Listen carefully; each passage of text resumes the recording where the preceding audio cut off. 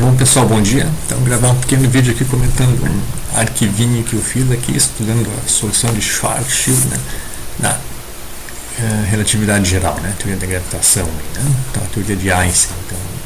Então nunca estudei muito, né, esse assunto, né, então vou começar a fazer algumas continhas simples, né, dentro do possível, né, nada que a gente possa, né, que a gente conseguir fazer e compartilhar com vocês aqui, né? Então o que é a solução de Schwarzschild? Então, resumidamente, né, é provavelmente o sistema mais simples que a gente pode resolver as equações de Einstein para obter os coeficientes da métrica, ou seja, como é o espaço-tempo. Então corresponde a uma massa pontiforme estática, né? Então tem simetria esférica, sistema estático.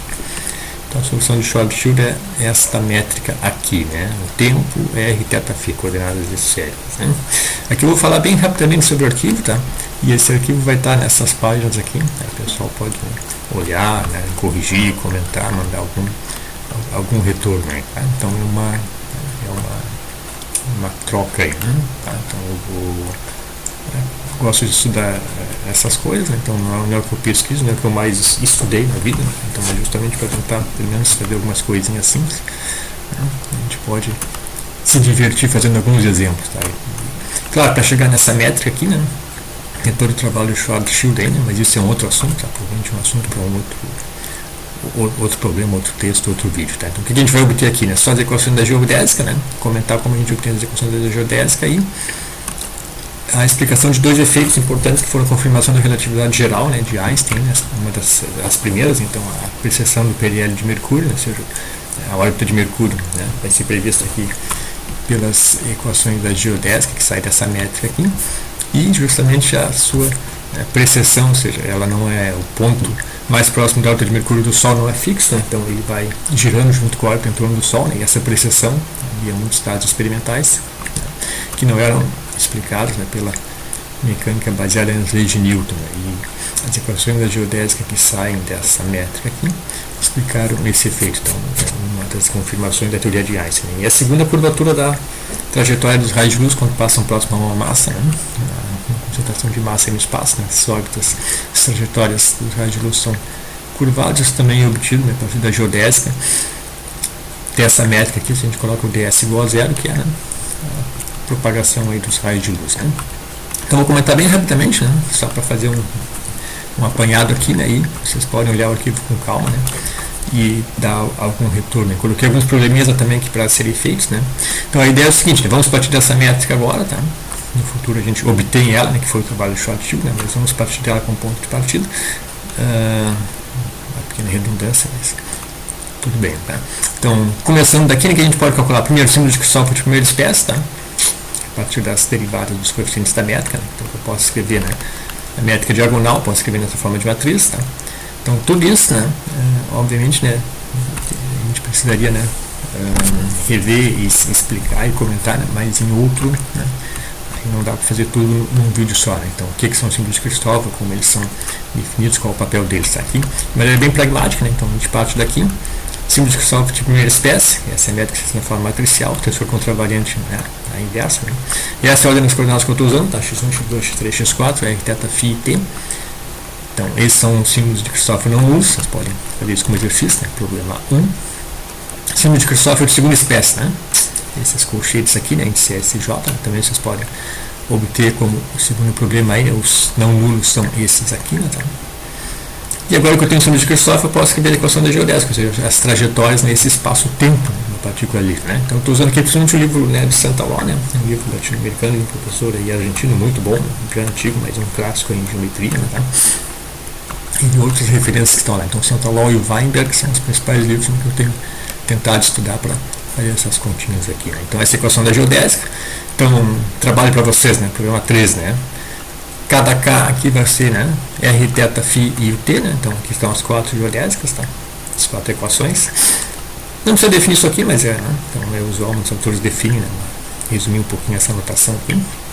Agora a gente tem que integrar isso aqui para obter as trajetórias, né? Tá? O que o Santa Ló faz, né? Ele não usa essa equação dessa forma, né? Ele pega a equação da métrica, tá? Dividido por ds quadrado, e aí já vou naturalmente para o meu parâmetro, né, que vai ser o S. Então essa derivada aqui, quando eu escrevo aqui, né, esse parâmetro, por exemplo o R, né, derivada duas vezes em relação aqui, né, esse parâmetro, né, é arbitrário, tá? Então pode ser o complemento geométrico, mas não precisa, né? Quando eu divido a métrica, né, a primeira equação lá, né, do ds quadrado aqui, né, se eu divido por ds quadrado, eu vou obter dt, né, por ds, né, que é o que ele faz aqui, né, e aí vou obter uma equação, né, outra equação que eu posso resolver, né, em vez de começar por esse esquema, equação de segunda ordem, né, todas são não lineares, tá? Mas aqui eu tenho uma equação de primeira ordem, não linear também, então eu tiro a partir da métrica, então quando eu escrevo essa equação dessa forma, eu já estou dividindo a métrica por ds quadrado, meu parâmetro já é o s, mas pode ser qualquer parâmetro, tá? Então o que ele faz primeiro aqui, né? Então, posso fazer θ0 igual a π sobre 2, tá? Então a órbita vai estar fixa nesse plano, né? A gente já que as equações são compatíveis com isso, vocês podem confirmar isso, tá? E aí, colocando θ igual a π sobre 2, vocês vão ver que θ vai ser constante, então o valor inicial não vai mudar. Coloca isso nas outras equações, a gente vai achar duas relações importantes, né? Uma relacionando filinha de φds, tá? Essa aqui, e outra relacionando dtds, né? Juntando tudo isso, né, na equação para R e para φ, né, que foi, né, essa aqui que veio do ds, quando a gente dividiu por ds quadrado, a métrica, tá? Então, substituir essas expressões todas aqui naquela equação 11, né, sempre com θπ sobre 2, aí faço uma pequena manipulação, coloquei alguns passos aqui, a gente vai chegar nesta equação, tá? Diferencial, né? Que pode ser escrita, né? Não tem problema tentar resolver a partir daqui, mas pode ser reescrita por uma troca de variáveis, não é usual o pessoal fazer isso.